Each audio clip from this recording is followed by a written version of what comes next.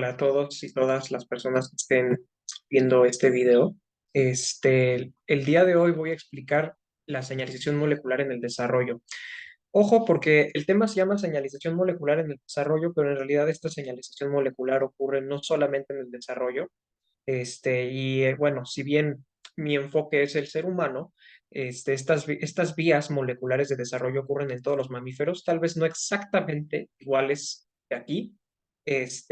También ocurren en los demás animales, algunas de ellas, no todas, pero el punto es que para quien quiera ver este video para saber acerca de vías de señalización en general y más o menos cómo funciona, y también le interesen los demás animales que no son el ser humano, pues también el conocimiento de este tema se puede aplicar para eso, nada más que saber porque nuestro genoma y proteoma es diferente entre cada especie, pues obviamente algunas cosas cambian, aunque sean poquitas, pero bueno, vamos a comenzar. Primero, con un poquito de introducción, perdón, por una. Las vías de señalización molecular son procesos bioquímicos complejos que no se entienden al 100%.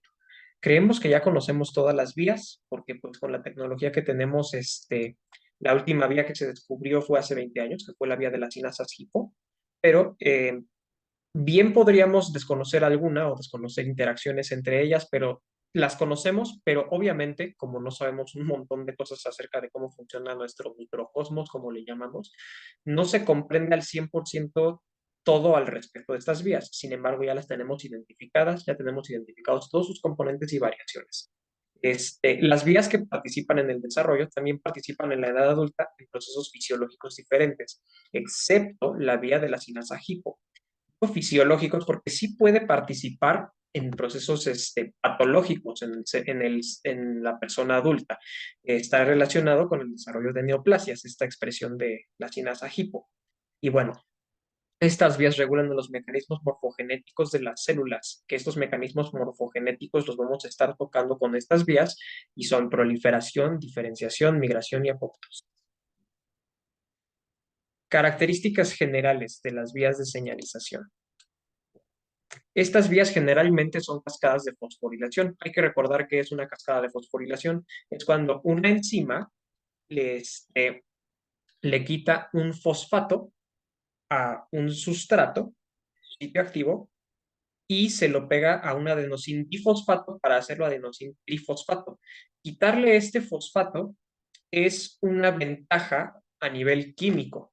Es por eso que una fosforilación es una activación, por así decirlo, del sustrato. Porque si yo le quito este fosfato, yo ya lo dejé con un déficit de electrones en una parte.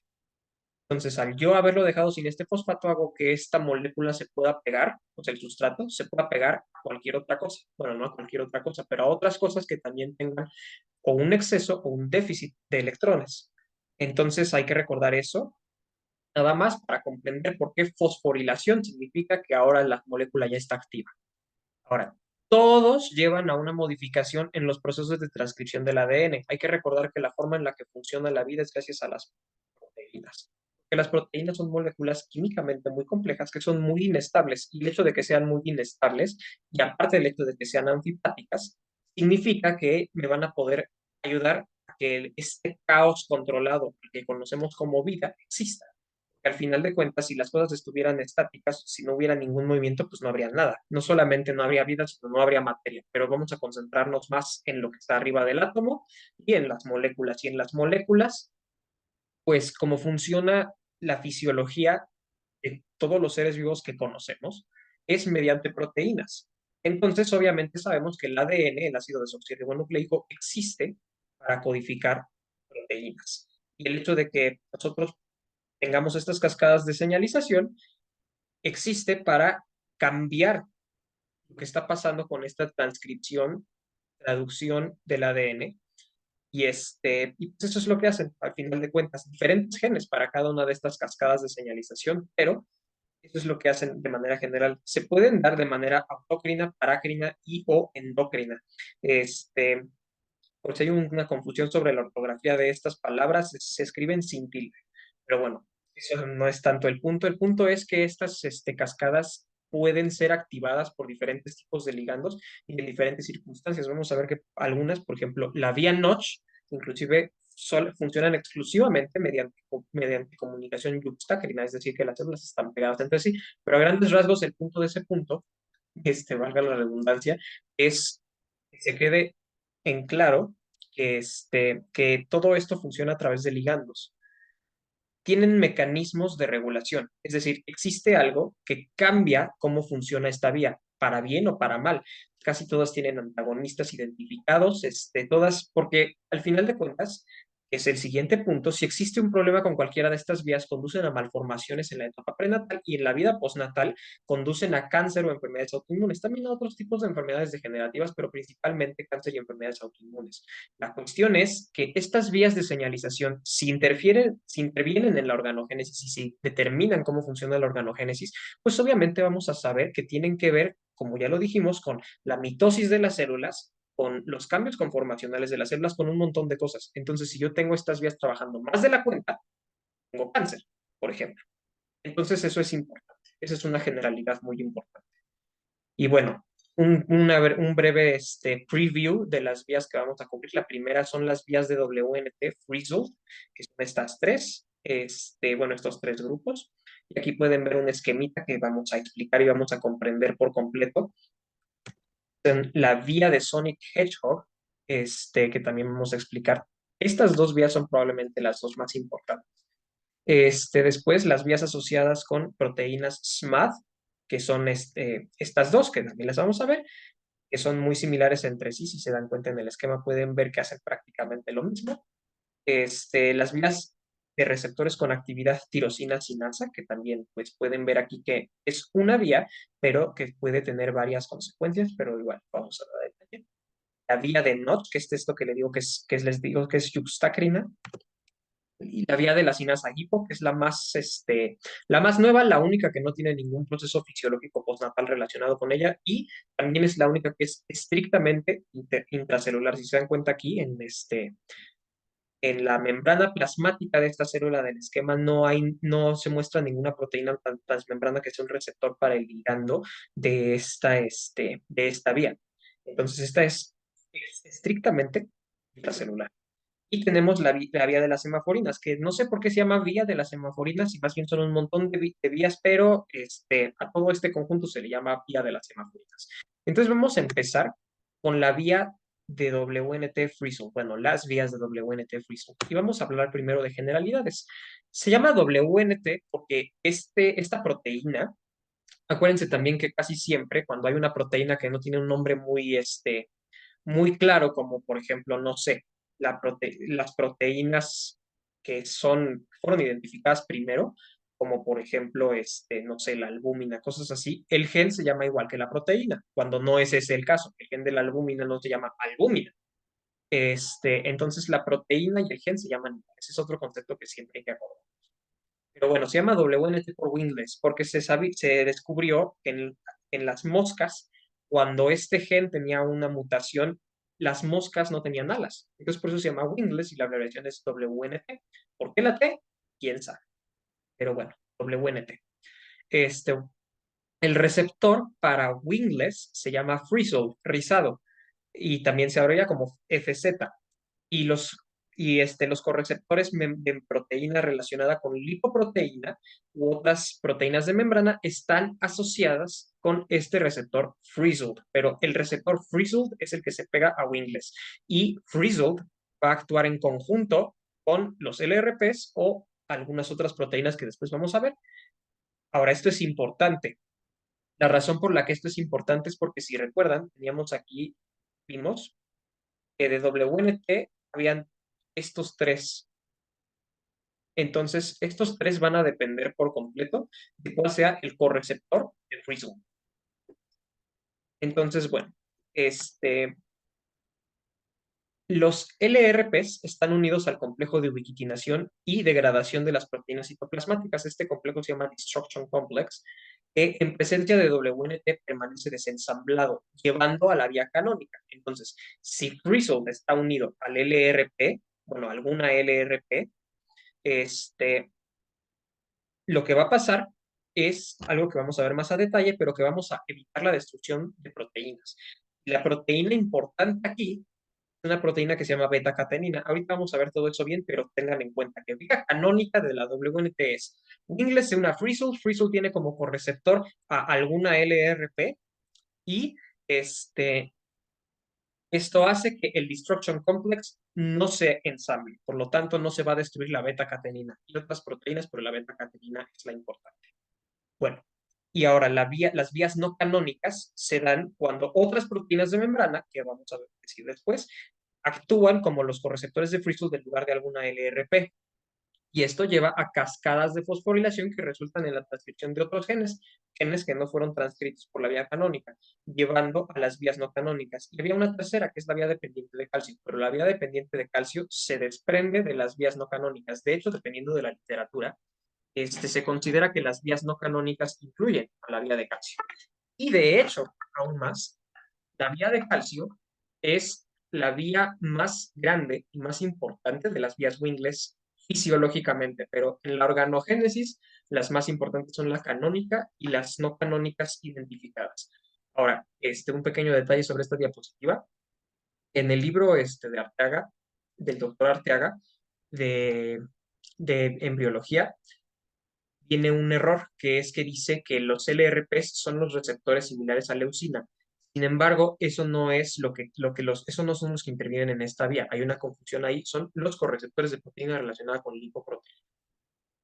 Bueno, ahora sí vamos a hablar acerca del Destruction Complex. Se compone por los siguientes elementos. Yo les puse a todo lo que tenga un nombre para que sea más fácil de recordar y para que tengamos en específico, todo lo que tenga un nombre así que sean siglas de algo, les puse qué significa, cuál es el nombre de la molécula, porque también a veces es más fácil saber qué hacen estas cosas si sabemos cómo se llaman. No a todas, porque no de todas encontré, pero de las que encontré se los puse.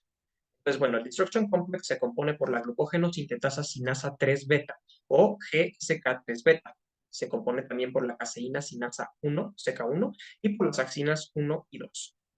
Ahora, este Destruction Complex, la manera en la cual WNT evita que quede ensamblado este Destruction Complex es por lo siguiente. GSK3 beta y CK1 tienen una función de fosforilar. Tienen ahí, se pegan a los fosfatos. Entonces, en condiciones normales, estas dos fosforilan y ubiquitinan a las proteínas. Ubiquitinación hay que recordar que es que le pegan una ubiquitina y esta ubiquitina es como un marcador que le dice a la célula, destruya esta proteína, destruyela. Ubiquito o ubiquito, supongo en español, significa que es algo que es homogéneo. Entonces, la ubiquitina se llama así porque hace que todas estas proteínas sean homogéneas en un sentido de que sean reconocidas por los proteasomas y sean proteolizadas. Entonces, esto es la ubiquitinación. Hay que recordar eso nada más, pero bueno, el punto es que eso es lo que hacen estos, la fosforilan y la ubiquitina. Aquí lo importante, recuerden, la beta-catenina, en presencia de ATP. Y después los proteasomas la hidrolizan. Y bueno, lo que hace WNT es que se pega a Frizzle. Si el Frizzle está unido a una LRP como correceptor, como que la empuja hacia abajo porque son proteínas transmembrana y el complejo de destrucción queda con GSK3 beta, CK1 fosforilando a la LRP en lugar de a la beta-catenina. Entonces, la vía canónica es una vía en la que se protege a la beta-catenina. No se permite que la beta-catenina sea destruida. Y esto nos lleva a la vía como tal. Vamos a ver la vía como tal. Vía canónica. Wingless beta-catenina. Entonces es activada cuando una LRP es correceptora de Frizzle y llega a WNT. Esta vía existe porque evita que la beta-catenina sea destruida. Y ahora, si la beta-catenina no está fosforilada, no solamente no es destruida, sino que se transfiere al núcleo. Y en el núcleo, la beta-catenina se ensambla con factores y cofactores de transcripción y los activa, específicamente la familia de las TCF-LF, la parafibromina IRAX, CBP, BCL9, PAIGOPUS, etc. Pero los importantes aquí son TCF-LF, aunque no son importantes para este tema. El punto es que ahorita vamos a ver las funciones de esta vía, pero en resumen, la vía canónica es Wingless llega y se une a Frizzle. Si Frizzle está pegado a una LRP, esta LRP va a ser fosforilada por el complejo de destrucción en lugar de las proteínas. Aquí la proteína que salvamos, que es importante, es la beta-catenina. Entonces, la beta-catenina, al no estar fosforilada, no solamente no es destruida, sino que se transfiere al núcleo y en el núcleo activa a factores y cofactores de transcripción. Entonces, eso nos lleva a expresión de genes. Y aquí tenemos el esquemita. Déjenme poner el puntero. Aquí está un inglés. Aquí está el receptor LRP, es este naranjita de aquí. Aquí está Frizzled. Y bueno, aquí tenemos los fosfatos. Tenemos la GSK3 beta y la CK1 fosforilan aquí a a LRP, en este caso LRP56. Esto de DKK y todo eso ahorita lo vamos a ver, que son inhibidores de la vía. Y esto de DSH también lo vamos a ver después. Esto no es importante para la vía canónica. Pero bueno, aquí tienen a la beta-catenina. Si se dan cuenta, aquí está también algo que vamos a ver después, que es esto en el esquema ya completo, que es que aquí están fosforilando la beta-catenina si esto no sucede. Pero bueno, aquí tenemos que la beta-catenina entonces es transferida al núcleo. Aquí están los factores y cofactores de transcripción que mencionamos. Y bueno, aquí lo importante es que beta-catenina conduce a la expresión de arcina 2, LEF1, MIC, caderina E, entre otras. Ahora, MIC es importante. MIC es importante porque una sobreexpresión de MIC lleva a linfoma linfocítico tipo B. Entonces hay que recordar eso, nada más. Para quienes ya vieron hematología se van a acordar, para quienes ya vieron biología del cáncer también se van a acordar, pero bueno. Ahora, la vía canónica se puede regular negativamente por proteínas solubles extracelulares.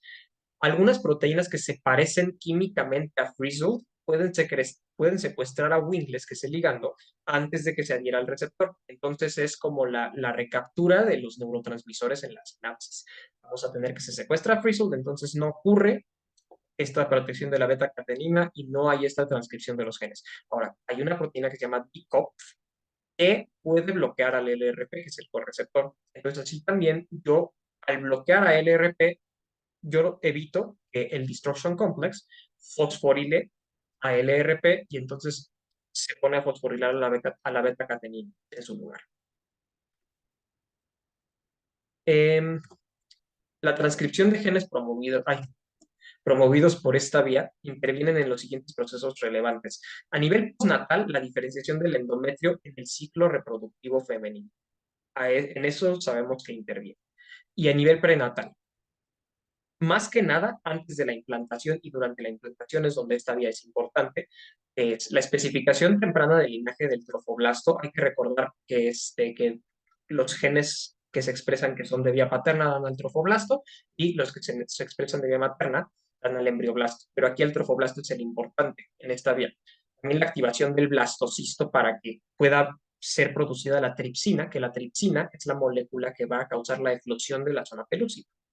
Hay que recordar que la zona pelúcida es esta como membrana, como cáscara de huevo del cigoto, del ovocito y del blastocisto y de todo antes de que se rompa. Y cuando se rompe es cuando el blastocisto puede salir e implantarse. También tiene que ver con algunos procesos de la implantación y con el desarrollo de la placenta. Ahora, las vías no canónicas, que son las de las JUN sinasas. Se dan cuando el correceptor de Frizzled es otro que no es una LRP. La beta-catenina, por lo tanto, no tiene nada que ver con estas vías. Se cree que el correceptor de Frizzled en las vías no canónicas puede ser NRH1, RYK, PTK7 o ROR2, pero no se sabe con certeza. Entonces, eso no es tan importante. El punto es que es algún otro que no sea LR. Estas vías se dan cuando Frizzled se acopla con la proteína Disheveled, que es la que habíamos visto, la DSH, en el esquemita.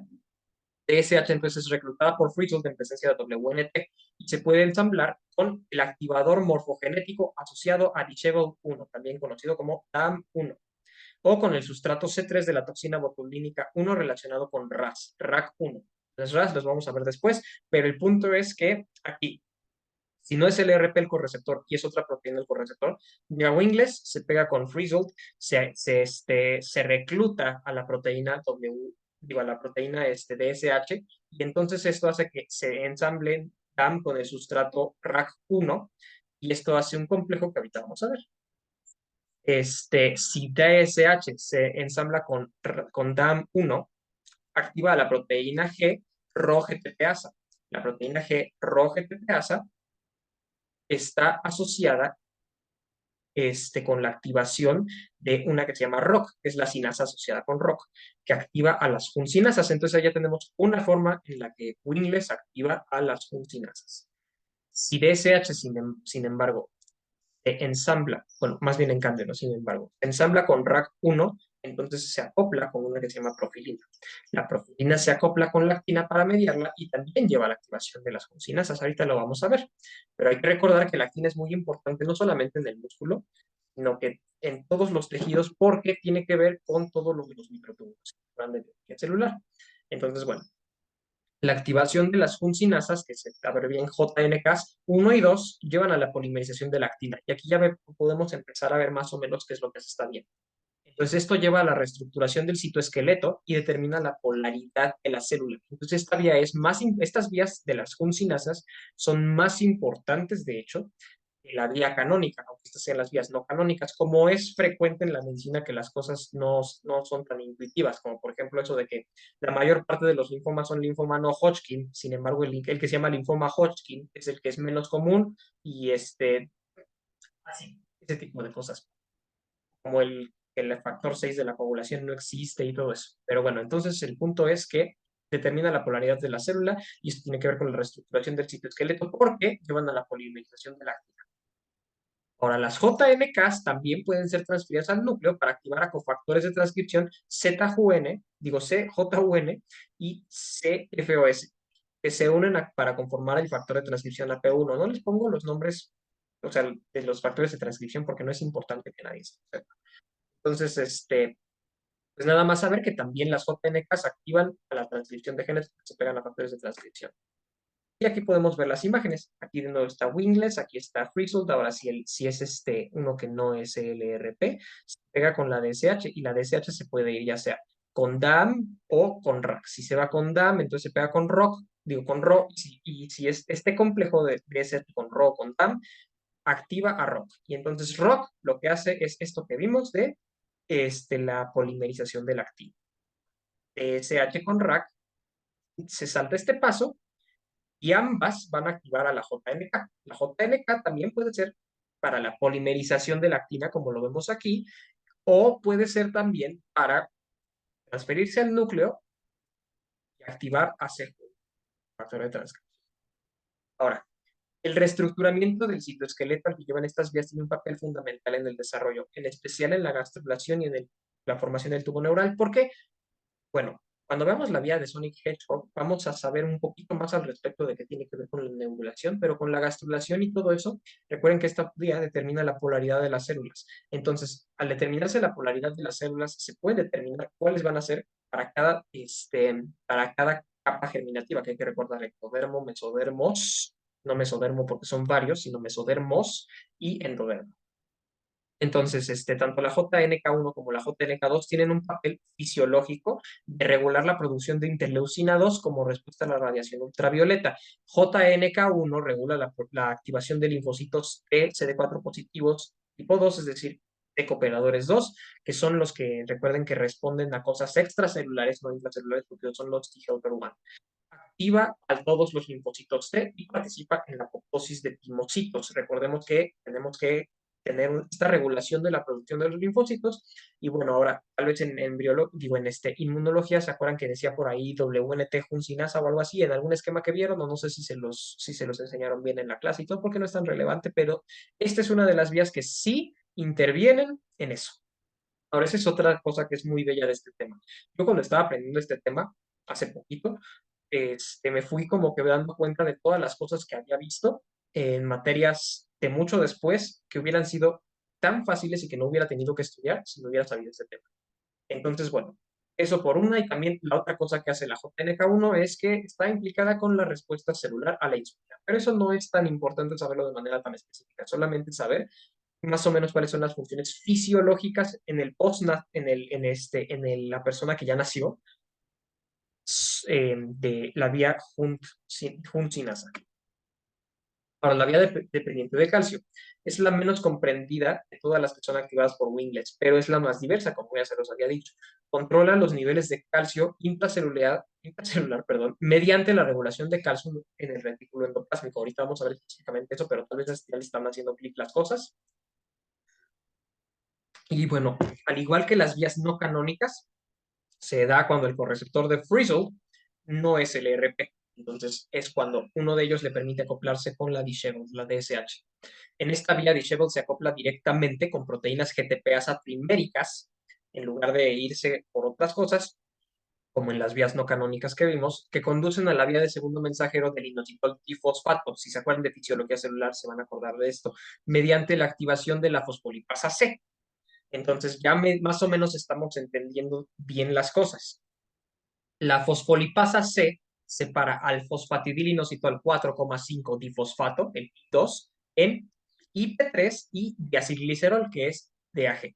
Entonces, IP3 funciona como segundo mensajero. Lo que hace es que se acopla a su receptor, que es el receptor IP3, en el retículo endoplásmico y causa la liberación de calcio de este, que recuerden que el retículo endoplásmico almacena calcio, hacia el citoplasma. Las concentraciones elevadas de calcio intracelular en conjunto con la presencia de diacilglicerol activan a la proteína sinasa C. Entonces, de nuevo, ya están girando los engranes, ya nos estamos dando cuenta de un montón de cosas que vimos en otras materias que no son biología del desarrollo. La proteína sinasa C activa al gen CDC42, que promueve la polaridad dorsoventral del embrión temprano. Esto no es tanto de lógica, esto es más de memoria. Entonces hay que saber que la vía dependiente de calcio para la embriogénesis tiene que ver con esto. Y bueno, la PKC, la proteína sinasa C, activa también a la sinasa C dependiente de calmodulina 2 o KMK2 o a la sinasa similar a NEMO, NLK, que suprimen la activación de factores de transcripción de la vía canónica, de lo que tenía que ver con la beta-catenina. Entonces, esto es lo que hace este sistema de segundos mensajeros. Además de suprimir, además de suprimir los efectos de la vía canónica, la activación de KMK2 induce la activación del factor de transcripción nuclear de linfocitos T activados o NFAT.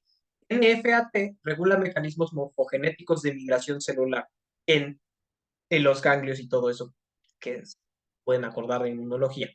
Entonces, ya vimos que estas vías de Wingless tienen mucho que ver con el sistema inmune. Esta vía se puede regular cuando en lugar de activarse la fosfolipasa C se activa a la fosfodiesterasa. La fosfodiesterasa es específica para GMP cíclico. Entonces, esto inhibe la liberación de calcio del retículo endoplásmico. Y es así como, en lugar de causar que se libere calcio, yo hago que no se libere calcio. Ahora aquí podemos ver ya la vía. Sí, aquí está la DSH, que vimos que aquí están para las vías no canónicas. Y abajo en el amarillito está para la PLC. Entonces, la PLC activa la proteína sinasa C y, bueno, esto lleva a la activación de calcio porque el IP3 se pega al retículo endoplásmico y esto causa la liberación de calcio. Y esto causa la activación de la KMK2 y esto lleva a la activación del NLK, la Nemo-like kinase, que va y regula negativamente a la vía canónica. Ahora aquí con el puntero les voy a señalar algo importante para entender estos esquemas, que es que cuando hay una línea con otra línea así como perpendicular, esto significa que esto está bloqueando este proceso. Cuando hay una línea con otra línea perpendicular, con una línea con un ángulo de 90 grados, porque es una flechita, significa que es transcripción de genes. Entonces eso es algo básico para estos esquemas. Entonces, ahora sí vamos a integrar todo. Wingless, quedamos que es el ligando de esta vía y que se pega con el receptor Frizzled. Frizzled puede estar pegado con el ERP. Si está pegado con el ERP se va a fosforilar por el complejo de destrucción en lugar de la beta-catenina. Entonces, el hecho de que la beta-catenina no sea destruida por el complejo de destrucción va a hacer que la beta-catenina sea metida al núcleo y va a activar la transcripción de genes. Ahora, si el correceptor de Frizzle no es alguna LRP, sino alguna otra molécula, lo que va a pasar es que se va a activar, se va a reclutar la proteína Disheveled, DSH, y esta puede irse con DAM1, que la hace pegarse a RO y después la hace activar a ROC, y ROC va y activa la la polimerización de la actina para hacer que los microtúbulos sean más largos, y esto hace que se cambie la polaridad de la célula, que es lo que vimos que se hace en las vías no canónicas, o se puede pegar con RAC, y esto va a activar directamente la juncinasa, que también es activada por el complejo DSH DAM1-ROC. Entonces, la juncinasa se va a meter al núcleo y va a activar la transcripción de genes, en especial del factor de transcripción CJUN. Ahora, la otra cosa que puede hacer Dishevold es activar la fosfolipasa C. La fosfolipasa C va a inducir que se libere calcio del retículo endoplásmico para que aumente el nivel de calcio intracelular, que si se acuerdan también de fisiología celular, se acuerdan de qué significa que este calcio exista ahí, porque hay que recordar que todo lo que tiene que ver con la célula funciona a través de desequilibrios, ya sean físicos, de electronegatividad o de cualquier otro tipo. Entonces, el calcio causa un desequilibrio químico y eléctrico. Entonces, este desequilibrio hace que pasen cosas. Entonces, bueno, sin entrar en más detalles, lo que hace esto también es que se active CAMK2 y esto activa la NLK y esto regula negativamente a la vía canónica. Ahora vamos con una vía muy padre, que es la vía Sonic Hedgehog. ¿Por qué no se llama vía Sonic de Hedgehog? Ahorita vamos a ver si el personaje se llama Sonic the Hedgehog. Bueno, generalidades. La vía se llama así porque antes de descubrir la vía Sonic, se conocía a la vía Hedgehog, que se descubrió en los erizos, por eso se llama vía Hedgehog. Pero cuando vimos esta vía y vimos todas las cosas que hacían, le quisieron poner como Sonic Hedgehog para que sonara más cool. Esa es literalmente la historia porque se llama así, pero no le iban a poner Sonic the Hedgehog, sino que ya existía la vía Hedgehog y ahora era Sonic Hedgehog. El receptor para esta proteína del gen Sonic Hedgehog, o sea, la proteína Sonic Hedgehog, es el receptor parchado 1, patched 1, PTC1. Y ahora, ¿cómo funciona esto a grandes rasgos? Existe también algo que se llama transductor de señal smoothened, suavizado, SMO, y esta acción de SHH es mediada porque smoothen inactiva a patched 1 cuando no está SHH. Entonces llega la proteína Sonic Hedgehog, voy a decir la proteína Sonic y el gen Sonic a partir de ahora. Llega la proteína Sonic a su receptor y bueno, su receptor es Patch1 y esto hace que Patch1 se acople con SMO, Smoothen, y esto lleva al complejo Sonic Patched Smoothen. El complejo Sonic Patched Smoothen hace que diferentes proteínas citoplasmáticas se acoplen con factores de transcripción que se fosforilan y transfieren al núcleo. Gran sorpresa, todas las vías de señalización hacen esto. Y bueno, se incrementa la expresión de genes que son indispensables para la morfogénesis, en especial del sistema nervioso central. Ahorita vamos a ver esta lista bien padre. El gen Sonic se localiza en este 7q36.3, es decir, en el brazo largo, el cromosoma 7, en el locus 36.3. Sonic es una glucoproteína con actividad parácrina. En ausencia de la proteína Sonic, PATCH1 bloquea la actividad de Smoothen. Perdón, lo dije al revés, pero más bien es al revés. PATCH bloquea la actividad de Smoothen. Smoothen debe ser que activa toda la vida. Y bueno, el complejo de Sonic parchado pero suave activa las siguientes proteínas: fusionada, supresora de la fusionada y proteína A. Entonces, FU, SUFU y PKA. Siempre que vean PK algo, es proteína A algo. Entonces, FUSU y ahí me equivoqué, tuve un pequeño typo, pero es PKA, se acoplan con factores de transcripción de dedos de zinc de la familia GLI inactivos y los fosforilan. Ya sabemos que fosforilar significa que activo, porque le dejo un lugar en el cual hay un desequilibrio y ahora esta molécula cabroncita se quiere robar el electrón de otro. Así de fácil. Entonces, bueno, los GLIs fosforilados se transfieren al núcleo y en el núcleo los GLIs funcionan como activadores para la transcripción de diferentes genes, entre los que destacan los de los mismos GLIs, los de PATChed, los de WNT, pero también los del receptor Frizzled de la vía WNT. Esto es importante por algo que vamos a ver del tubo neural, pero bueno, entonces, en ausencia del gen de la proteína Sonic, Patched bloquea Smoothen y esto causa la degradación de los GLIs. Recuerden que los GLIs aquí son los importantes, son el segundo mensajero intracelular. Entonces, GLIs no se destruyen por completo. Queda un GLI trunco, que es el pedacito que queda de GLI que sí existe, y estos se transfieren al núcleo también, de todas formas, porque sigue existiendo. Ahora, como estos GLIs están rotos, en lugar de activar a estos genes, los inactivan. Entonces, esa es la forma en la que se regula la vía Sonic Hedgehog, cuando no está la proteína Sonic. Aquí podemos ver, me gustó mucho este esquema porque aquí te dice qué pasa con Sonic y qué pasa sin Sonic. Entonces con Sonic aquí llega Sonic y se lastima, pero suavemente. Entonces está parchado y suave. Entonces Sonic parchado y suave hace que la proteína suave active a los glis, porque agarra y activa a SUFU, a FU, a PKA, y aquí dice X, Y, Z, pero no se preocupen, no se llaman así, simplemente como etcétera. Y aquí los microtúbulos también es importante verlos porque esta vía está correlacionada con WNT también acá. Pero bueno, no es tan importante saberse eso. El punto es que aquí activan a los glis y los glis que están activados y se fosforilan, es decir, les quito un fosfato y ahora dice que el gli sea cabrón y se quiera robar el electrón de otro. Entonces ahora es un gli activador que se va a transferir al núcleo. Sin embargo, ¿qué pasa aquí?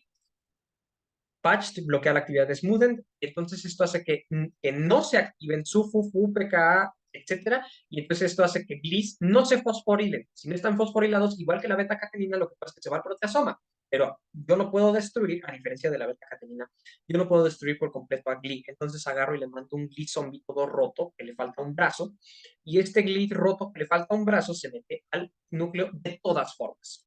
Ahora, el GLI completo va a activar la transcripción de genes. Entonces, con coactivadores va a hacer que se expresen GLI1, PACH1, etcétera, y con modificadores solamente PACH1, pero no GLI1. Esto es más o menos importante porque estos modificadores que tienen que ver con otras vías que no son vías de señalización del desarrollo, estos lo que van a hacer es que no se transcriba más GLI. Y bueno, en cuanto a lo que pasa con los GLIs represores, es que hacen lo mismo, pero al revés. Aquí pues no hay coactivadores, obviamente. Entonces, como no hay coactivadores, pues no hay la transcripción, pero sí activan a modificadores. Ahora, esta vía funciona mediante gradientes de concentración, como lo dijimos, como gran parte de las cosas en la célula, teniendo un efecto mitógeno o modulando mecanismos morfogenéticos. Esto es importante. ¿Qué significa? ¿Cómo que gradiente de concentración? Bueno, quedamos que esta vía se regula por sí sola. Esta vía, la forma en la que funciona es, hay proteínas SONIC. Las proteínas SONIC son expresadas por la notocorda. Eso es algo importante. Recordemos que es paracrina, es decir, no es yuxtacrina, es paracrina. Similar, pero no lo mismo. Paracrina significa que es secretado por un lado y se va al otro lado. Yuxtacrina es que se pasa de una célula a la otra. Pero bueno, aquí es paracrina. La notocorda es la que expresa a los genes SONIC y esto es lo que es padrísimo de esta vía. Cómo funciona esto es que todas las células del neuroectodermo, que allá es neuroectodermo por algunas cosas que vamos a ver, cosas que ya vimos de que, por ejemplo, lo que estábamos diciendo, de que las vías canónicas o no canónicas hacen que se estructure la polaridad del tubo neural, lo que va a pasar es que mientras más cerca estén estas células de la notocorda, más gen sonic, bueno, más proteína sonic les va a llegar. ¿Ok? Eso es importante. Esa es la explicación de esto. Las células que están más cerca de la notocorda van a tener más sonic. Entonces, mientras esté cerrando el tubo neural, más lejos están las células que van a ser dorsales. Que recordemos que eso es que la notocorda es ventral, pero las células que estén dorsales son las que van a llegar menos proteína sonic. Entonces, la proteína sonic va a activar a las células ventrales. Ahora, hay que recordar una cosa en cuanto al tubo neural, en cuanto a todo el desarrollo del sistema nervioso a nivel del embrión, lo que ocurre es que es un tubo primero, después existen las vesículas cerebrales y todo lo que quieran, y las crestas neurales y todo lo que quieran, pero está el tubo, lo importante es el tubo. Y este tubo tiene una cara ventral y una cara dorsal. La cara dorsal, que es la que está lejos de la notocorda, da lugar a cosas que se llaman placas alares. Tenemos las placas basales en el lado ventral. Las placas basales son a las que llega la proteína SONIC. Entonces, estas placas basales tienen un montón de derivados, porque si se preguntan en cosas de neuroanatomía o cosas así, ¿por qué los núcleos que son dorsales son mucho menos diversos o mucho menos complejos que los núcleos de las placas ventrales, o sea, de las placas basales? Es por esto, porque la notocorda expresa Sonic. Entonces, como expresa Sonic, Sonic llega más a los que estén más cerca de la notocorda. Es bien bonito esto, porque es así como funciona toda esta agregación, toda esta esta forma en la que anatómicamente se da el sistema nervioso tiene que ver solamente con algo tan simple como que una proteína sea secretada por la notocorda y las células que estén más cerca van a ser las ventrales, y como las células que estén más cerca van a ser las ventrales, esas son las que van a tener este gradiente comparadas con las otras. Ahora, lo del gradiente es importante porque ¿qué va a pasar? Las que no expresen esto, las que no reciban tanto ligando sonic, van a expresar entonces la vía WNT. Entonces, ahorita hay que procesar esto. El sistema nervioso se da de la manera en la que se da, con los núcleos donde están, son ventrales la mayoría, porque el gen sonic está expresado por la notocorda y la parte ventral está más cerca de la notocorda. Entonces es por eso. Y eso tiene una razón de ser y es porque obviamente la parte dorsal del sistema nervioso tiene menos espacio. Entonces, los núcleos de la base, los núcleos del hipotálamo, todo lo que ustedes quieran, también la médula espinal y todos los tractos que ustedes quieran, son más complejos del lado ventral. Tienen que ser más complejos del lado ventral porque son los motores. Entonces, como tienen que ser más complejos, yo hago que estos se diferencien entre sí dependiendo de la concentración del gen sónico. Ahora, algo más interesante, aunque no vamos a entrar en tanto detalle aquí, pero aún entre estas células que están más cerca del tubo de la notocorda, en el tubo neural, hay un gradiente de diferencia entre la expresión del gen sonic y dependiendo de qué tanto ligando sonic reciban, va a ser la expresión, porque si se acuerdan aquí en el esquema, lo que pasa es que si no llega Sonic se reprime la expresión de genes. Entonces, es específico qué tanto se activan los genes y qué tanto se suprimen dependiendo de cuánto gen Sonic llega. Entonces, a las que les llegan más gen Sonic van a ser las que tengan más, por así decirlo, expresión de ciertos genes.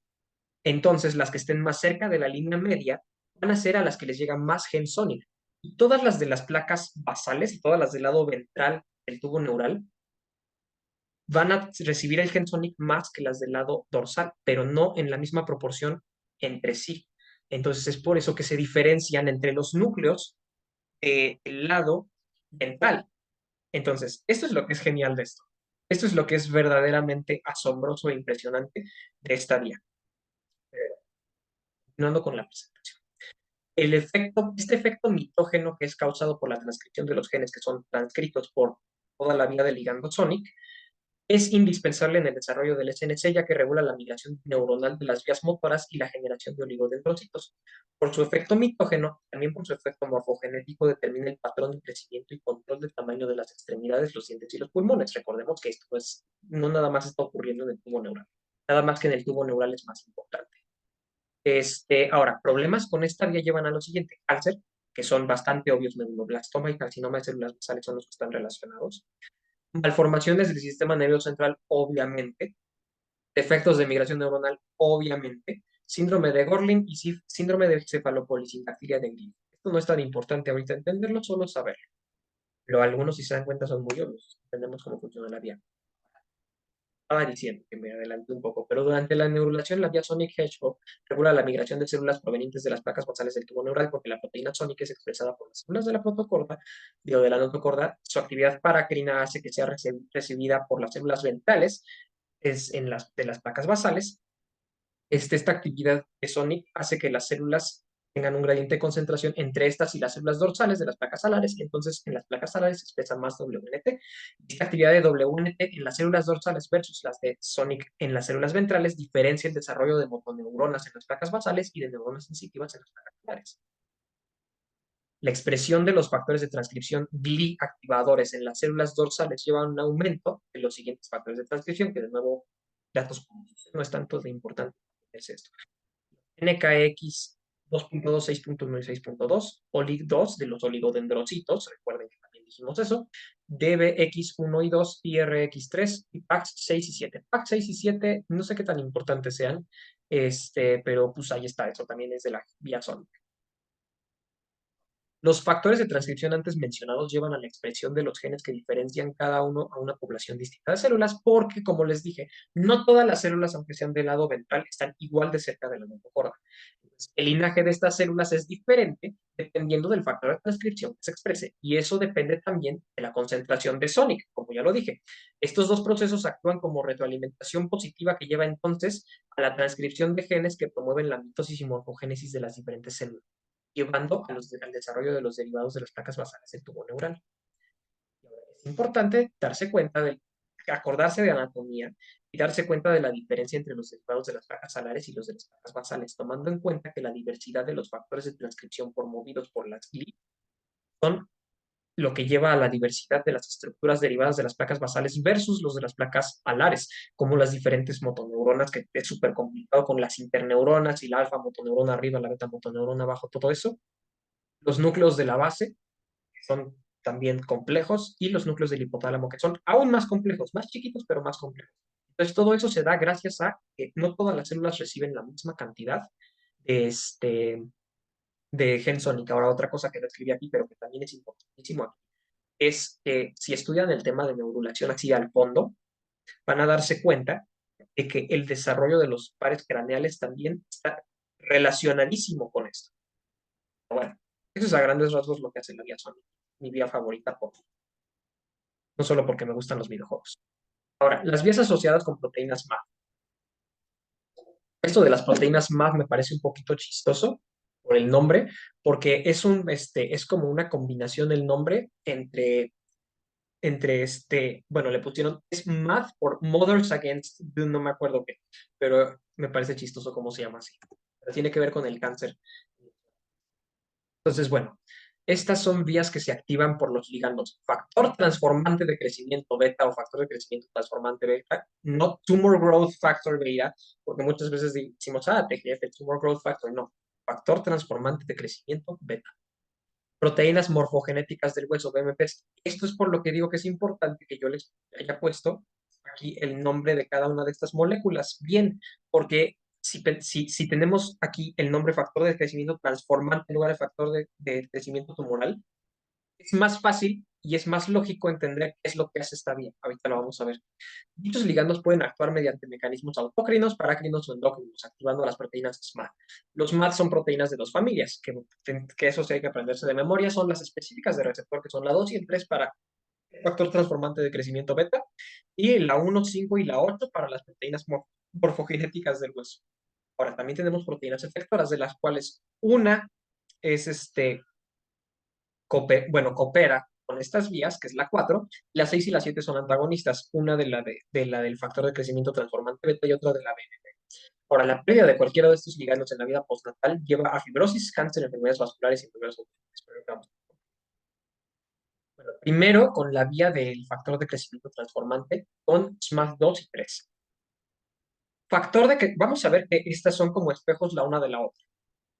Factor de crecimiento transformante beta se une a su receptor 2, que es el TGF beta R2, para formar un complejo. Este complejo fosforila y activa los receptores tipo 1 del factor de transformante de crecimiento beta. De nuevo, otra cosa que no hace sentido, porque se describió primero el otro y no se sabía cómo ponerle a este, o sea, se describió primero a este y no se sabía cómo ponerle al otro. Aquí tuve un errorcito que puse que este es el 2, pero es el 1. Entonces es factor de crecimiento transformante beta, receptor 1 o ALK5. Se llama así. La activación de este receptor promueve la fosforilación y activación de SMAD2 y 3 en el citoplasma. Después, SMAD4 se acopla con las SMAD2 y 3, o bueno, 2 y o 3, y estas se transfieren al núcleo. Entonces, ALK5, el receptor 2 del factor de crecimiento de transformante beta, también pueden activar la vía de las RAS, eso lo vamos a ver después. Pero bueno, y un adelanto. La vía de las RAS es activada por factores de crecimiento. Este es un factor de crecimiento, entonces lo activa. Ahorita vamos a ver eso más adelante. Y aquí tenemos entonces eso. Esto del betaglucano y las endoglinas, no se preocupen ahorita, lo vamos a ver después, pero ahí está. Pueden tener algo que ver con esto. Y bueno, aquí está el receptor tipo 1, que es el ALK5, y el receptor tipo 2, que es el tipo 2. Si aquí tenemos, bueno, llega primero al tipo 1, digo al tipo 2, lo activa, y entonces esto permite que el 2 se active, y entonces esto fosforila las MADs 2 y 3, y entonces esto se unen bueno, se fosforilan aquí, como ven, y después llega el SMAD4 y se les pega, y entonces se transfieren al núcleo. Ahorita vamos a ver eso. Y ahora la otra es un espejo de esta sin lo de la vía de las RAS. BMP se une a su receptor tipo 2 para formar un complejo. Dicho complejo fosforila y activa los receptores tipo 1 de BMP que se llaman ALK136, pero bueno, es el receptor tipo 1. La activación de este receptor tipo 1 promueve la fosforilación y activación de SMAD1, 5 y 8 en el citoplasma. SMAD4 se acopla a 1, 5 y 8 y se transfieren al núcleo. Igual, excepto por lo de las RAS, porque este no es un factor de crecimiento, no es un factor de crecimiento. Y de nuevo aquí endoglinas solubles y todo eso no tiene nada que ver, pero bueno, con lo que estamos diciendo ahorita, pero llega BMP, se pega a su receptor tipo 2 y entonces lo que hace es que activa su receptor tipo 1 y entonces esto activa a las MADs 1, 5 y 8 y entonces esto llega, se pega con las MAD 4 y se transfieren al núcleo. Ahora, dentro del núcleo ambas se asocian con factores de transcripción específicos para cada una que activan a los factores de transcripción y promueven la expresión de diferentes genes cuyas proteínas participan en la configuración de la matriz extracelular, entre los que destacan el inhibidor del DNA binding 1, que se llama ID1, el inactivador del inhibidor del plasminógeno, que se llama SERPINE1, quién sabe por qué, y el RUNX2, que este es importante porque este regula la osteogénesis. Entonces, aquí nada más. Ya podemos saber, por ejemplo, por esto del inactivador del inhibidor del plasminógeno, que tiene que ver con enfermedades de las plaquetas, por ejemplo, y de no solamente de las plaquetas, sino también cualquier enfermedad de la coagulación. Que tengo ahí una serie de videos explicando los temas de hematología para quien le interese y no los tenga, me los. Y bueno, aquí están en el núcleo los dos y como ven, hacen exactamente. Nada más que con genes diferentes dependiendo del SMAD. Ahora, la modulación de estas vías. La endoglina que vimos aquí está pegada a lo de la BMP, pero también se puede pegar a lo del factor de crecimiento transformante beta. Está en la matriz extracelular y se acopla con cualquiera de los dos ligandos para aumentar su afinidad por los receptores. El beta-glucano solo se puede acoplar con el factor de crecimiento transformante beta para aumentar la eficiencia de su acoplamiento con su receptor 2, pero no con la BMP. Entonces, endoglina para las dos, beta-glucano para el factor de crecimiento transformante beta. Ahora, el antagonismo de la vía del factor de crecimiento transformante beta con SMARTs 2 y 3 es que la proteína TOB, así se llama TOB, se ensambla con los MADs activados y entonces esto impide que se transfieran al núcleo, porque creemos que están fosforilados, son cabroncitos y se quieren robar un electrón. Pero bueno, si se roban el electrón de TOB, pues a TOB le vale madres. Entonces, como a TOB le vale madres que se roben su electrón, pues no se transfieren al núcleo. Ahora, SMAD7, que lo vemos en el esquema, impide que SMAD2 y o 3 se fosforilen. Entonces se pega como si fuera SMAD4, pero antes de que estén fosforilados. Entonces lo que hace es que le dice, lo siento, papito, no vas a ningún lado. Y ahora aquí el antagonismo de la BMP y SMADs 1, 5 y 8 es que la proteína TOP también se ensambla con SMADs activados, como lo dijimos, hace exactamente lo mismo. La proteína SMORF1, sí, SMORF, como los pitufos, ubiquitina, SMAD 1, 4 y 5, el factor de transcripción RUNX2, promoviendo su destrucción. Quedamos que la ubiquitinación siempre promueve la destrucción. SMAD6 se acopla con los receptores BMP1 y entonces, pues bueno, esto impide que se fosforinen las MADs de esta vía. Y ahora, la proteína extracelular Noggin puede secuestrar al ligando BMP. Ya hablamos de secuestro de ligandos, ya se sabe de secuestro de ligandos.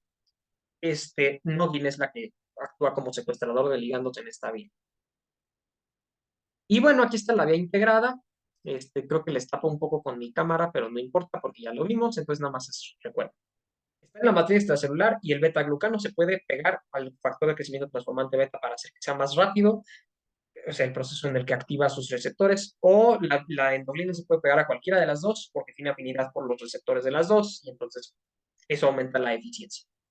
Entonces, bueno, tenemos que activan a sus receptores 2 primero, después al 1, después se fosforilan sus respectivos MADs, después, bueno, tenemos aquí que SMORF1 puede secuestrar al BMP, pero lo importante aquí es que SMAD7 puede regular, digo, puede cancelar a los MADs 2 y 3, SMAD6 puede cancelar a los 1, 5 y 8, pero bueno, el punto es que si se fosforilan, SMAD4 se pega a los dos, se meten al núcleo, transcriben genes, así de fácil.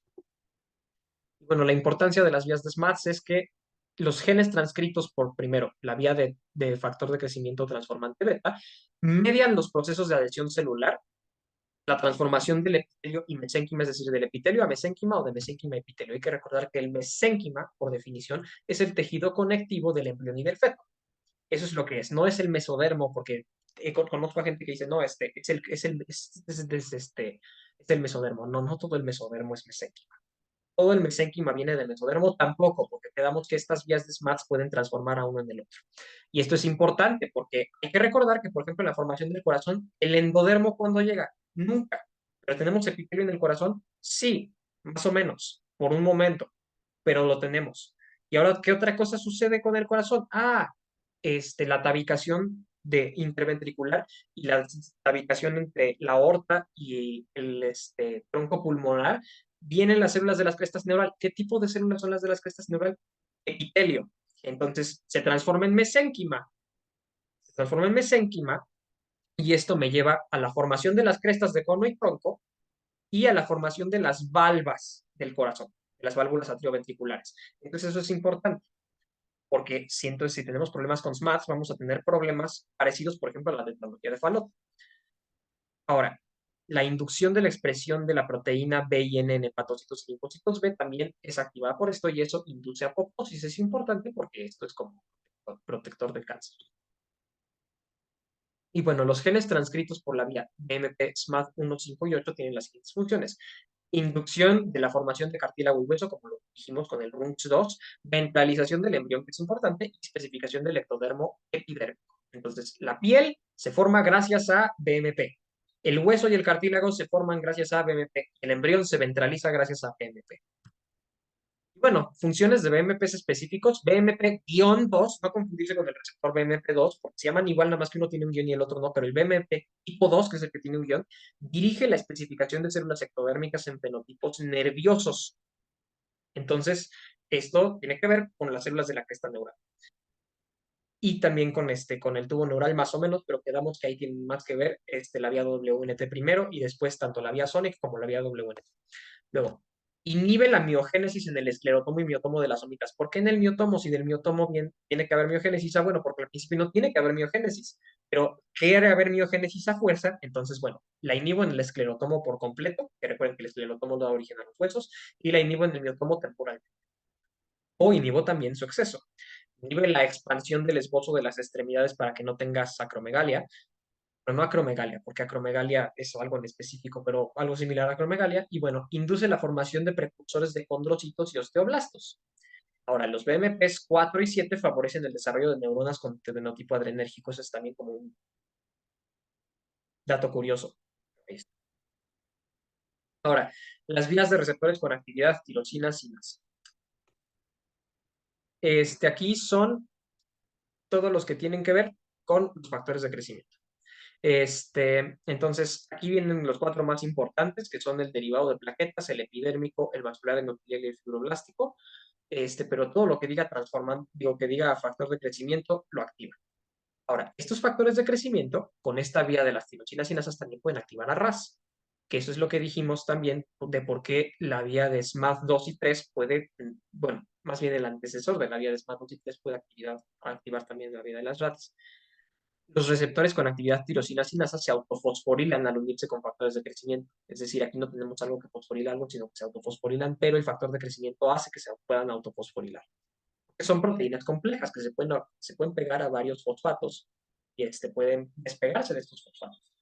La fosforilación de los receptores tirosina sinasa desencadenan vías que regulan mecanismos morfogenéticos de la célula, proliferación y diferenciación, migración de organización del citoesqueleto y efectos antiapoptóticos. Entonces, en resumidas cuentas, las tirosinas sinasas son proteínas complejas. Recuerden que cuando dice algo sinasa, no significa que mueve algo, significa que cambia un fosfato. Que cambie un fosfato, ya sea que le quito un fosfato a algo y se lo pongo a la otra cosa, que me quito un fosfato y se lo pongo a otra cosa, o que le quito un fosfato a algo y me lo pongo a mí. Eso es algo que es una sinasa. Pero una tirosina sinasa, pues son los que lo hacen. Es fácil.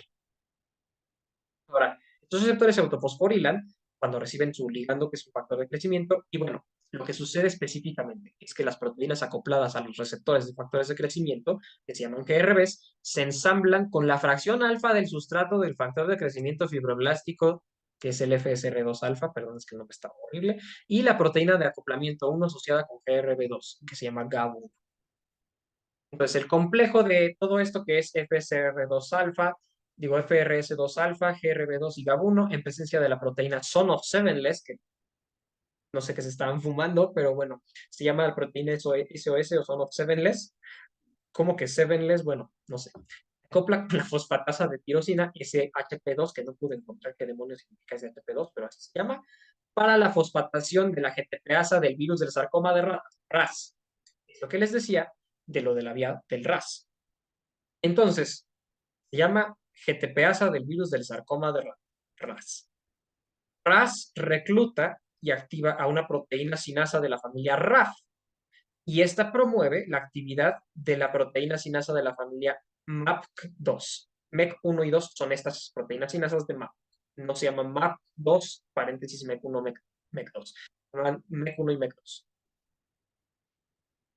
MEC1 y MEC2 fosforilan a la sinasa de regulación extracelular que se llama ERK, que fosforila a factores de transcripción, entre los que destacan AP1, que ya habíamos visto en la vía, en las vías, en la vía canónica, en NFKB y MYC, que ya dijimos que es importante por el linfoma de células B. Los factores de transcripción fosforilados por ERK inducen la transcripción de diferentes y diversos genes diana. Entonces, la vía RAS es la importante para la organogenesis. Y bueno, la cascada de MAP puede ser regulada negativamente por los mismos componentes en exceso, por retroalimentación negativo, porque activan el RAF a la proteína inhibidora de RAF, que se llama RKIP. También seguramente lo escucharon en alguna clase de biología del cáncer y no se acuerdan, o si se acuerdan, perfecto, bravo. Pero no importa, ahí está. La sinasa supresora de RAS, ASR, el compañero de MAP1, que me parece muy chistoso el nombre, MP1, y las fosfatasas de MAP. Entonces, todo esto se activan cuando hay un exceso de activación de la vía RAS, porque estos son como que los mecanismos de retroalimentación negativa. ERK2 participa en la diferenciación del mesodermo y la formación de la placenta, y junto con ERK1 está involucrada en procesos cognitivos. ERK5 es necesaria para la angiogénesis prenatal y postnatal. Y bueno, no importa tanto eso, nada más son datos curiosos igual. Pero aquí tenemos la vía, esta parte de la vía, que es la vía clásica. Entonces, tiene aquí el esquema, un factor de crecimiento, en este caso en específico el fibroblástico, y aquí está la tirosina sinasal. Les dije, es una proteína compleja. Fosforila, y entonces aquí tenemos el complejo que les dije con SH, esta SHP2 y la proteína Son of Sevenless, que me encanta, y esto fosforila una RAS. Entonces, fosforilar a RAS, fosforila a RAF, esto hace que se fosforile MEC, esto hace que se fosforile ERK. Recuerden que sí, que MEC está aquí y es importante porque todo lo que puedan ver o investigar en cualquier punto de las MAP, entonces ya sabemos que interfiere con esta vía, porque MEC está asociado con esa vía. Entonces, ERK se mete al núcleo, activa factores de transcripción y hay expresión de genes. Ahora, otras vías de tirosina sinasa no vamos a entrar tan a detalle porque no son tan significativas, pero bueno, el complejo FSRS2 alfa GRB2 GAB1 también puede activar a la fosfolipasa gamma 1 o fosfolipasa C gamma 1 o fosfolipasa C1. Tiene varios nombres, pero yo le puse C gamma 1 porque es el más complejo. Y esto lleva a la activación de la proteína sinasa C. Ya habíamos visto todo lo de la proteína sinasa C, entonces se libera calcio. Ahora, también puede acoplarse con la fosfoinositida sinasa pi3K, que lleva a la formación de fosfatidilinositol 3,4,5 trifosfato o PIP3. PIP3 no se debe confundir con PIP2, que es fosfatidilinositol 4,5 difosfato. Recuerden que tiene 3, por eso tiene un 3 ahí, porque también en el carbono 3 tiene un fosfato pegado como grupo funcional. Entonces, PIP3 promueve la proteína sinasa B, que se llama ACT, por alguna razón, no sé por qué no se llama PKC, digo PKB, pero se llama ACT. Entonces, la proteína sinasa B activa cascadas anabólicas necesarias para la supervivencia celular, y la promoción de AKT tiene un efecto antiapoptótico. ¿Por qué?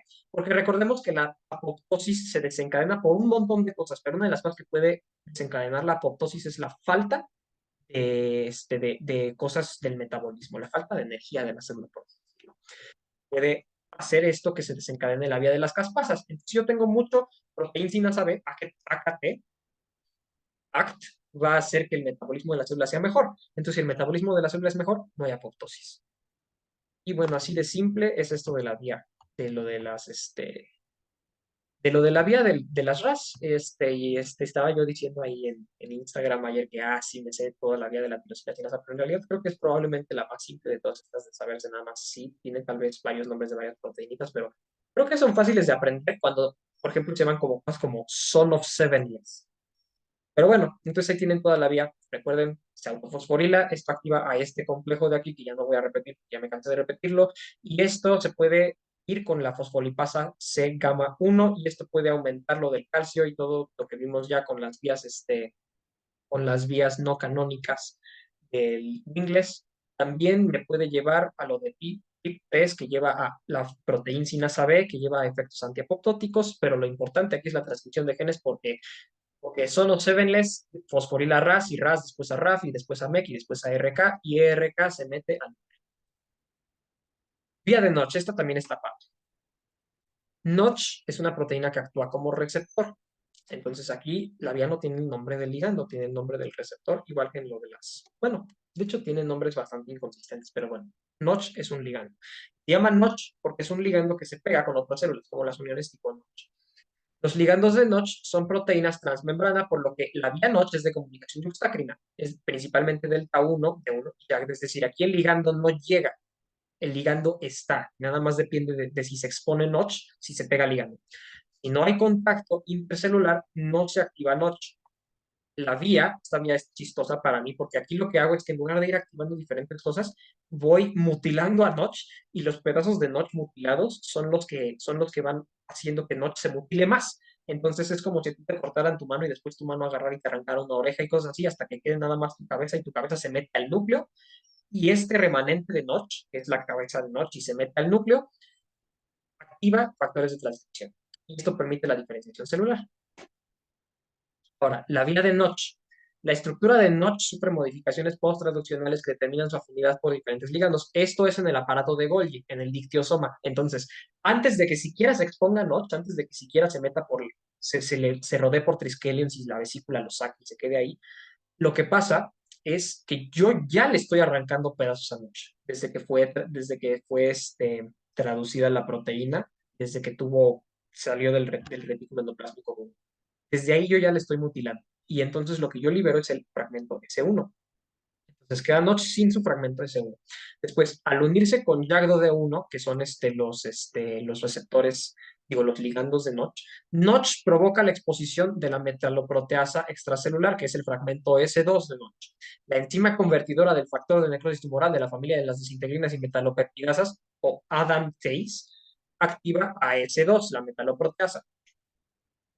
Al activarse S2, se exocita el dominio extracelular de Notch. Y bueno, después esto hace que la presilina del complejo gamma secretasa, que es el S3, otro pedazo de Notch que le arranqué, corte el dominio celular de Notch en los fragmentos S3 y S4.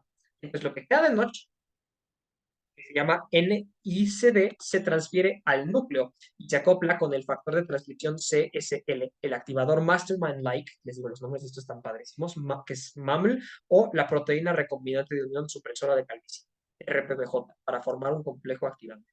Dicho complejo activador desplaza a los correpresores de los genes de la vía Notch expresa. Los principales genes diana de todo esto de Notch son HES1 y 5, perdón. El dominio intracelular de los ligandos, o LICD, es un antagonista de Notch que sufre un proceso análogo del mismo. Es decir, es otra proteína que es como Notch, pero que es la versión malvada de Notch, pero también pelea contra Notch, mutilándose a sí misma y yéndose al núcleo a inactivar. Entonces es lo mismo. Y entonces es por eso que me gusta esta vía, porque es muy chistosa. Pues aquí pueden ver esto de la célula de arriba. Voy a poner el apuntador porque aquí esto sí es más importante que le señale que está sucediendo. En la célula de arriba aquí está el ligando. Quedamos que puede ser delta 1, puede ser también ADAMTase. Entonces, no ADAMTase. ¿Cuál era? Perdón, se me olvidó.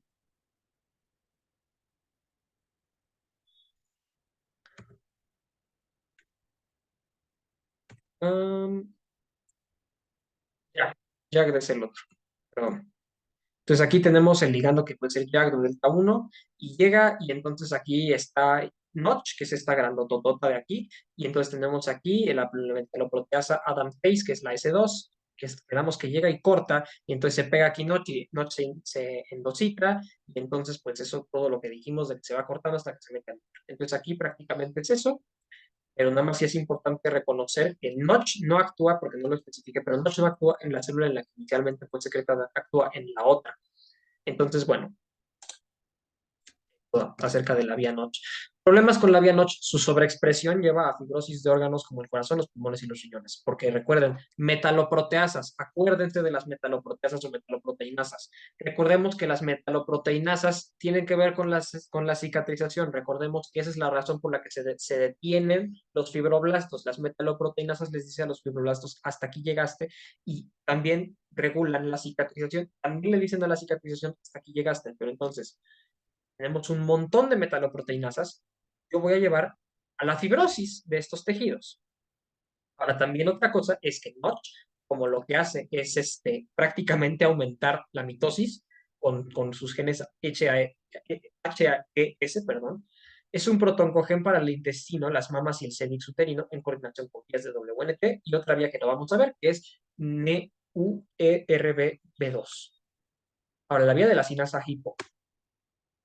Esta es una vía intracelular estricta. Como ya les dije, sus componentes son considerados oncoproteínas en la vía postnatal, como también les dije, no tiene función fisiológica. Se basa en proteinsinasas análogas a la proteína hipo de las moscas. Entonces aquí se llama vía de hipo porque se descubrió en la mosca, pero en realidad en el ser humano no existe tal cosa como la proteína hipo, existen análogos. Y aunque todo ocurra dentro de la célula, sí pueden intervenir estímulos extracelulares relacionados con la activación de las proteínas G. Entonces, todo lo que tenga que ver con ligandos extracelulares no es parte de esta vía, pero sí puede cambiar, porque al final de cuentas todo esto cambia las cosas dentro de la célula. Ahora, la vía de la sinasa hipo. Hay un núcleo conformado por proteinsinasas serina treonina llamadas sinasas hipo. Entonces, este núcleo no me refiero al núcleo de la célula, me refiero a un núcleo que es como el núcleo de la vía. Coactivadores transcripcionales como TAS y proteínas asociadas con el ADN, como ya.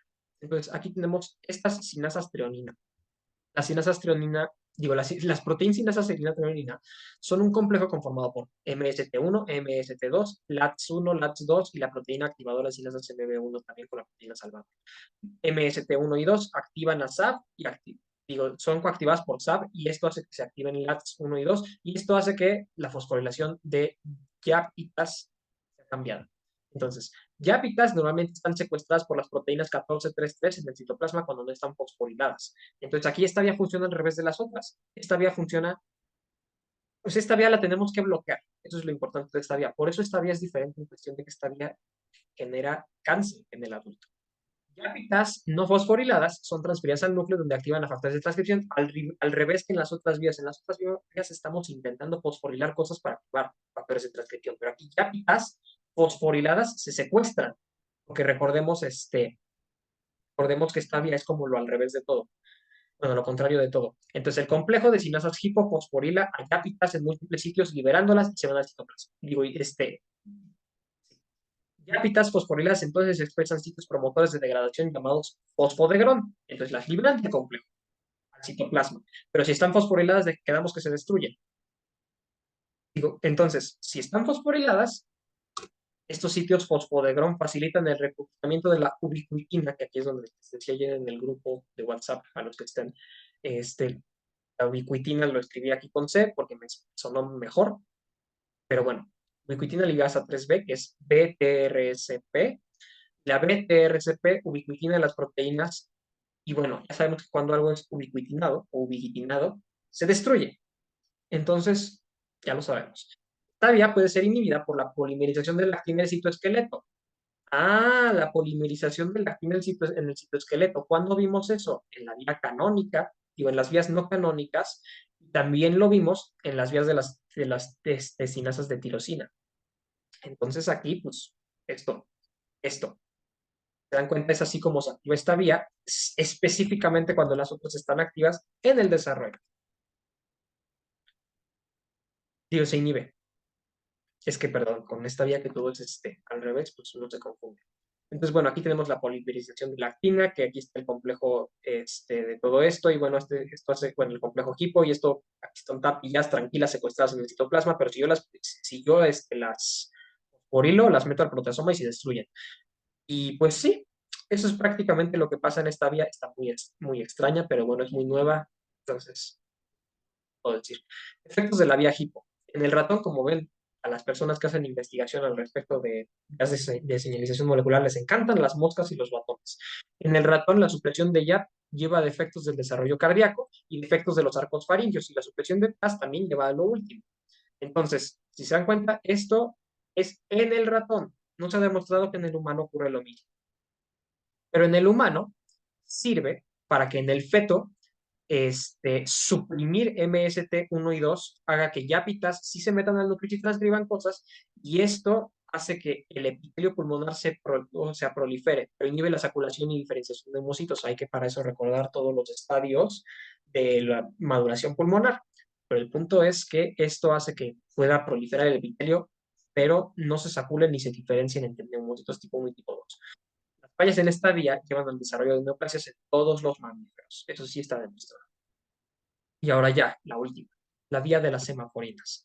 Las semaforinas o semas son una familia de 20 proteínas que incluye a proteínas secretadas, glucoproteínas transmembrana y proteínas de superficie celular. No vamos a ver esta vía tan específica porque en realidad son un montón, de cosas que no son importantes para nada, más que para nerds que son nerds más grandes que yo, que quieren saberse todo lo que se puedan saber de memoria para presumir, conquistar las guapas o chicos guapos de fiesta.